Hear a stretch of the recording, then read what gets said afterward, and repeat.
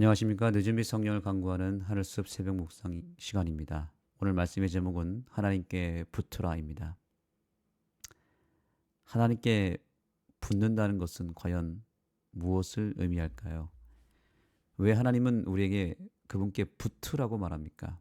이 붙는다는 뜻은 그분과 완전히 하나가 되고 연결되라는 뜻이죠. 그분을 가까이 하라는 뜻입니다. 이것이 오늘날 우리가 하나님 안에서 형통하는 길입니다.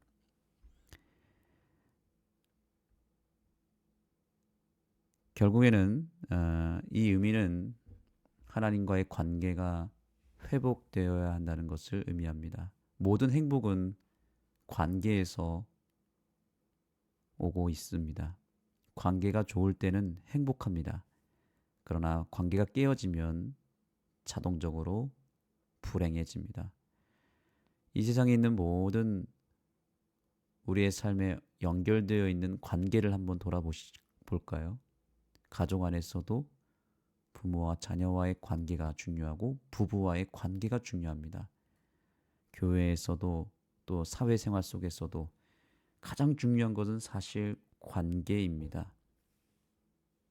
이 관계를 잘 형성하는 것, 이것은 우리의 삶에 매우 중요한 요소입니다. 관계가 잘 되지 않았을 때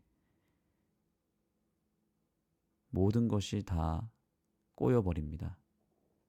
관계 때문에 오는 문제는 심각합니다. 그렇다면 이 관계가 좋으려면 어떻게 해야 될까요? 여러 가지 이유가 있고 여러 가지 방법들이 있겠지만 하나님께서는 오늘 우리에게 가장 중요한 것을 말씀하고 있습니다. 그것은 하나님께 붙으라는 겁니다. 여러 관계 속에서 가장 중요한 관계가 있다면 하나님과 나 사이의 관계입니다. 이것이 안 되면 다른 것들이 다 안 되게 되어 있습니다.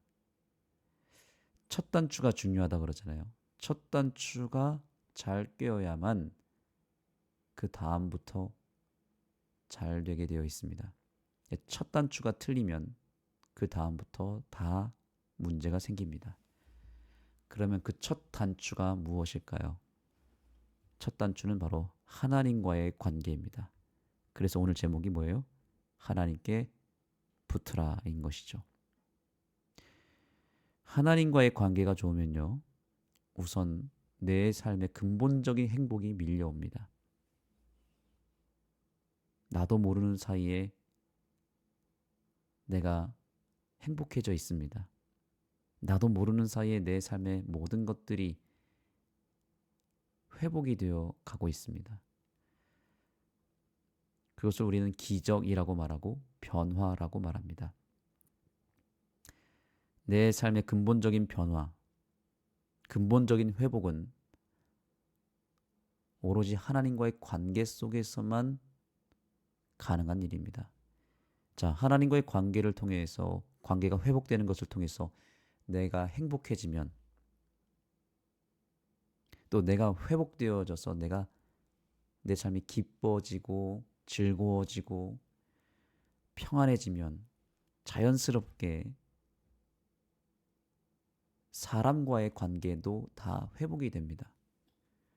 왜냐하면 모든 관계는 내가 행복할 때, 또 내가 편안할 때, 내가 기쁠 때에 깨어진 관계도 회복되게 되어 있습니다.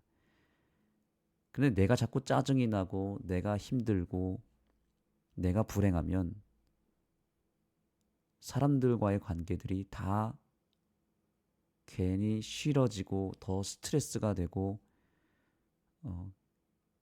좋은 것도 더 안 좋아지게 되고 또 이미 깨진 관계도 더 악화되게 되어 있습니다. 왜냐하면 내가 행복하지 않기 때문에 다른 것도 더 악화될 수밖에 없습니다. 그래서 내가 있는 상황 속에서 지금 이 순간 행복해지는 것이 제일 중요합니다.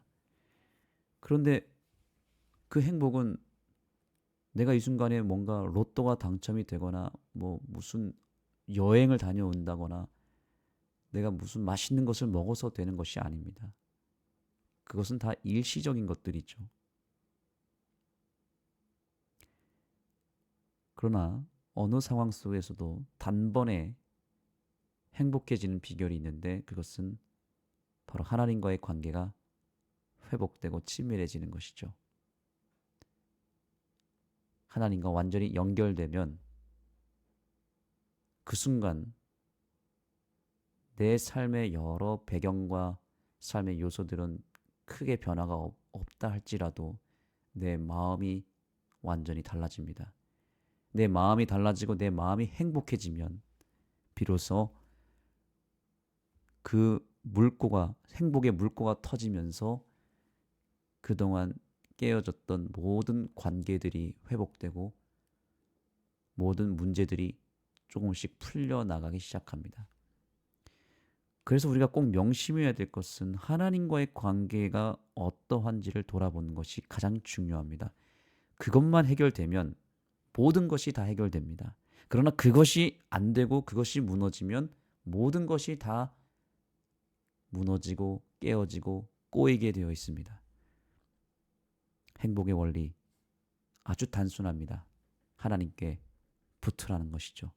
하나님께 완전히 매달리고 하나님께 달라붙고 하나님과 연결되고 하나님과의 관계가 회복된다면 모든 것이 다 해결된다는 사실입니다.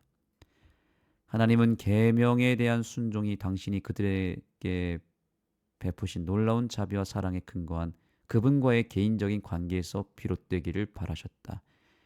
네, 하나님은 끊임없이 우리에게 그분과의 관계를 회복하라고 말하고 있죠. 여기도 그분과의 개인적인 관계에서 비롯되어야 된다고 말합니다. 무엇이요?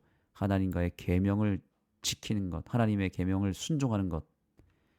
이것은 단순히 행위적 노력으로 되는 것이 아니라 하나님과의 관계를 회복하라는 뜻입니다. 왜냐하면 이 계명이라고 하는 단어 자체가 계약이라는 뜻입니다. 약속이라는 뜻입니다. 약속. 율법은 뭔가를 지키고 지키지 않고에 대한 문제가 아닙니다. 뭐뭐 하라 하지 말라에 대한 문제가 아닙니다. 계명이라고 하는 것은 약속이란 뜻이고 그 약속은 철저하게 관계에서 오는 것입니다. 관계를 위한 것입니다. 그러므로 하나님과의 관계를 위해서 우리가 약속을 잘 지켜야 되는 거죠. 약속이 잘 지켜지면 관계가 좋아집니다. 그러나 약속이 깨어지면, 약속을 어기면 관계가 불편해집니다. 우리가 시간 약속 하나만 생각해도 알잖아요. 시간 약속을 어기면 불편해지고 서로의 관계가 어긋나기 시작하죠. 금이 갑니다. 시간 약속을 잘 지키면 신뢰가 생기고 관계가 좋아집니다. 시간 약속뿐만이 아니라 우리의 삶의 여러 관계를 위해서 형성된 약속들이 잘 지켜져야만 관계가 좋아집니다. 그러나 약속을 어기면 다 나빠집니다. 그것이 바로 계명인 것입니다. 이스라엘의 우상숭배 유혹과 하나님의 진노를 피할 수 있는 유일한 방법은 언약입니다. 언약을 잘 지키는 것인데 그것은 단순히 하지 말라라는 명령을 계속 생각하는 것이 아니라 의식적으로 일관되게 주님께 대한 충성을 기르는 것이다. 주님께 달라붙다, 밀착하다에 사용된 동사 다바크는 남편과 아내 사이의 결혼 약속이나 나오미에게 보인 룻의 충성을 묘사할 때 사용되었다. 자, 결국에는 다 관계적 요소로 말하고 있죠. 언약이라고 하는 것은 뭔가 하지 말라, 뭐뭐 하라라는 그런 명령을 지키는 것에 의미를 두지 않는다는 겁니다. 그것은 부수적인 의미고 더 큰 의미는 뭐예요? 하나님께 대한 충성인데 이 충성은 어떤 의미냐면 달라붙다, 밀착하다라는 뜻입니다. 충성도 우리가 행위적으로 이해하면 안 됩니다. 충성하면 뭔가 복종, 뭔가 내가 절대적으로 내가 몸으로 보여줘야 되는 그런 것으로 여기지만 그것이 아니라 이것도 관계의 의미가 있습니다. 달라붙으란 것이죠. 완전히 하나가 되라는 것입니다. 마치 남편과 아내처럼 한 몸이 되라는 것입니다. 오늘 우리는 이 아침에 하나님과의 관계를 돌아보되 마치 남편과 아내가 결혼 관계 속에서 하나가 된 것처럼 하나님을 내 인생의 남편으로 모시라는 이 의미를 깨닫게 되기를 소망합니다. 내 삶의 주인으로 모시고 내 삶의 모든 것을 다 주님께 맡기며 주님께 달라붙어서 완전히 밀착하여 주님께 그야말로 붙어 있는 삶, 하나님께 완전히 뗄래야 뗄 수 없는 관계로 완전히 하나가 되는 연결이 오늘 이 아침에 일어나게 되기를 소망합니다. 그러면 모든 것이 다 풀리게 되어 있습니다. 여러 가지 문제들, 여러 가지 기도 제목들이 있겠지만 오늘 우리는 한 가지를 위해서 간구하고 한 가지를 이루어야 됩니다. 하나님께 완전히 달라붙는 것입니다. 그렇게 되기 위하여 이 아침 함께 기도하는 이 시간이 되기를 간절히 소망합니다. 각자 개인 기도 하시겠습니다.